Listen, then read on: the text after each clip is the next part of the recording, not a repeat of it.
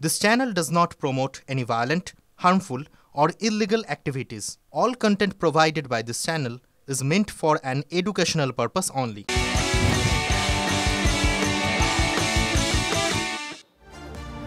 দেখছেন টিভি9 বাংলা, রয়েছে আমি শুভজিৎ মিত্র। ঘড়ির কাঁটা বলছে সকাল 8টা। 8টা মানে ট্রেডিশনাল হোক বা ট্রেন্ডি নারী, পুজো মানে প্রিয় গোপাল বিষয়ী। কলকাতায় আর জেলায় জেলায় 8 খবর, 8 এক্সক্লুসিভ খবর। আর কোন খবরের দিকে নজর রাখছি আমরা এই মুহূর্তে? বড় খবর বিগলে দেখাতে বলবো পিসিআর কে। নিঃসন্দেহে বড় খবর, আজ থেকে ফের পূর্ণ কর্মবিরতিতে জুনিয়র চিকিৎসকেরা। বড় খবর আজকের। ট্রেডিশনাল হোক বা ট্রেন্ডি নারী, পুজো মানে প্রিয় গোপাল বিষয়ী। কলকাতায় আর জেলায় জেলায় আজকের বড় খবর, ফের রাজ্য জুড়ে পূর্ণ কর্মবিরতিতে জুনিয়র চিকিৎসকেরা। আজকের বড় খবর নিঃসন্দেহে 8 ঘন্টা জিবি বৈঠকের পর সিদ্ধান্ত জানিয়েছেন চিকিৎসকরা। বড় খবর, আজ থেকে আবারও রাজ্য জুড়ে পূর্ণ কর্মবিরতিতে জুনিয়র ডাক্তাররা। 8 ঘন্টা জিবি বৈঠকের পর সিদ্ধান্ত চিকিৎসকদের। সরকার নিরাপত্তা দিতে ব্যর্থ হয়, কর্মবিরতির সিদ্ধান্ত। হাসপাতালে ভয়ের পরিবেশ কাটেনি বলেও দাবি করেছেন আন্দোলনকারী জুনিয়র ডাক্তাররা। ক্যাম্পাসে ভয়ের রাজনীতি বন্ধ না হওয়ায় পূর্ণ কর্মবিরতির সিদ্ধান্ত আন্দোলনকারীদের। মোট 10 দফা দাবি পেশ আন্দোলনকারী চিকিৎসকদের। দুর্নীতির দায় নিয়ে স্বাস্থ্য সচিবকে অপসারণের দাবি জুনিয়র চিকিৎসকদের। হাসপাতালে এখনো সক্রিয় থ্রেড সিন্ডিকেট, অভিযোগ আন্দোলনকারী জুনিয়র চিকিৎসকদের। ফের স্বাস্থ্য পরিষেবায় প্রভাবের আশঙ্কা। উৎপলবাবু, কিভাবে গোটা বিষয়টা দেখছেন আপনারা? দেখুন, আমরা আগেও বারবার বলেছি আমাদের জয়েন্ট প্ল্যাটফর্ম অফ ডক্টরস এর পক্ষ থেকে যে জুনিয়র ডাক্তাররা তাদের যেরকম সিদ্ধান্ত তারা নেবেন, আমাদের তাদের সিদ্ধান্তের প্রতি সহমর্মিতা সবসময়ই থাকবে। কারণ আমরা এইটা কালকে মহামান্য সুপ্রিম কোর্টের যে শুনানি যেখানে চলছিল, সেখানে আমরা দেখলাম যে রাজ্য সরকার থেকে যে হলফনামাগুলি দেওয়া হয়েছিল, যে তাদের যে সমস্ত রেস্ট রুম বলুন, ওয়াশরুম বলুন, বা হচ্ছে যে সিসিটিভি, এই সমস্ত যে কথাগুলি ছিল, সেগুলি কোনো কাজটাই এখনো পর্যন্ত তারা শুরু করতে পারেননি। তারা সরকারিভাবে স্বীকার করেছেন।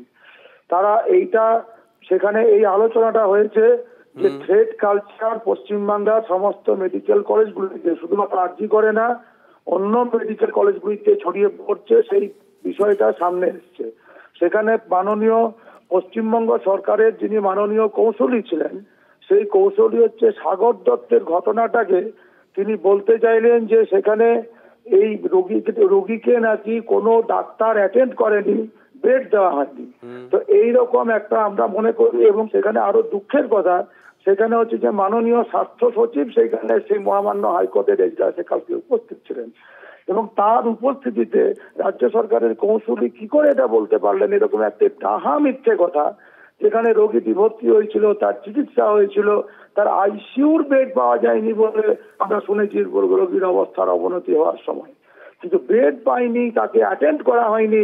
এই যে মিথ্যে কথাগুলি বলা হলো, তার মানে এইটা কোথাও হচ্ছে যে এখনো পর্যন্ত আমাদের রাজ্য সরকার বা প্রশাসনের পক্ষ থেকে এটা সচেতন ভাবে কোন একটা উদ্দেশ্য প্রণোদিত ভাবে মিথ্যেগুলি বলা হচ্ছে, যাতে সাধারণ মানুষের সঙ্গে চিকিৎসকদের একটা দূরত্ব তৈরি হয়, সাধারণ মানুষকে চিকিৎসকদের বিরুদ্ধে উত্তেজিত করার একটা চেষ্টা বলে আমাদের মনে হচ্ছে। তো এই অবস্থায় যদি জুনিয়র ডাক্তাররা তাদের সুরক্ষার জন্য, তারা তো অন্য কোনো কাজের জন্য করছেন না, অন্য কোনো কারণে করছেন না, নিজেদের শারীরিক সুরক্ষার জন্য আন্দোলনের সিদ্ধান্ত নেন, আমরা জয়েন্ট প্ল্যাটফর্ম অফ ডক্টরস এর পক্ষ থেকে তাদের পাশে থাকা আমাদের আর কি উপায় থাকতে পারে বলুন? বেশ বেশ, বুঝতে পেরেছি। অসংখ্য ধন্যবাদ ডক্টর বন্দ্যোপাধ্যায়। আমরা কথা বললাম চিকিৎসক সংগঠনের নেতা, বিশিষ্ট চিকিৎসক ডক্টর উৎপল বন্দ্যোপাধ্যায়ের সঙ্গে। বড় খবর আজকে, অরিত্র টেলিফোন আমাদের সঙ্গে রয়েছেন, আমাদের সহকর্মী অরিত্র। 8 ঘন্টা দীর্ঘ সময়ের একটা জিবি বৈঠক, তারপরে সিদ্ধান্ত কি জানিয়েছেন জুনিয়র চিকিৎসকরা? দেখো, জুনিয়র চিকিৎসকদের তরফ থেকে গত শনিবার যে জিবি বৈঠক হয়েছিল, সেখান থেকে হুঁশিয়ারি দিয়ে রেখেছিলেন যে সুপ্রিম শুনানির পর সেই অর্থে কোন রকম সদর্থক ভূমিকা না হলে তারা ফের পূর্ণ কর্মবিরতির পথে হাঁটবেন। এবং সেই মোতাবেক সোমবার দীর্ঘ 8 ঘন্টার প্যান জিবি, অর্থাৎ রাজ্যের যে কয়েকটি মেডিকেল কলেজ রয়েছে প্রত্যেকটি মেডিকেল কলেজের প্রতিনিধিদের তরফে প্যান জিবি হয়, এবং সেই প্যান জিবির পরেই ঘোষণা করে দেওয়া হয় যে তারা পূর্ণ কর্মবিরতিতেই যাবেন। একই সাথে মোট 10 দফা দাবি পেশ করা হয়েছে।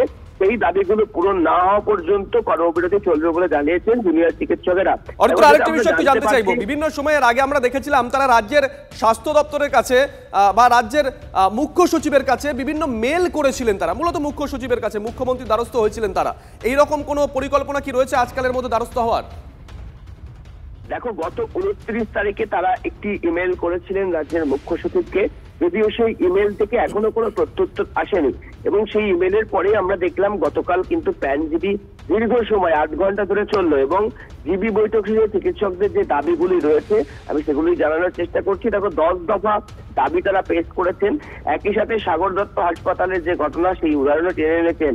তারা যেটা জানাচ্ছেন, নির্যাতিতা দ্রুত ন্যায় বিচার, স্বাস্থ্য সচিবের অপসারণ, হাসপাতালগুলিতে পুলিশের নিরাপত্তা বৃদ্ধি করা, সমস্ত সরকারি হাসপাতালে কেন্দ্রীয় রেফারেল ব্যবস্থা চালু করা, হাসপাতালের খালি বেডের মনিটরিং, ছাত্র সংসদ নির্বাচন, হুমকি সংস্কৃতির সাথে জড়িতদের বিরুদ্ধে পদক্ষেপ করা এবং দ্রুত সমস্ত মেডিকেল কলেজ এবং হাসপাতালে টাস্কফোর্স গঠন করে সিসিটিভি প্যানিক বোতামের ব্যবস্থা করতে হবে।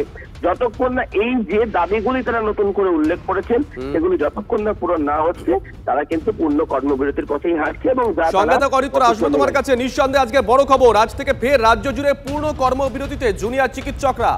8 ঘন্টা জিবি বৈঠকের পর সিদ্ধান্ত জানিয়ে দেন চিকিৎসকরা। সরকার নিরাপত্তা দিতে ব্যর্থ হয় কর্মবিরতির সিদ্ধান্ত এমনটাই জানিয়েছেন তারা।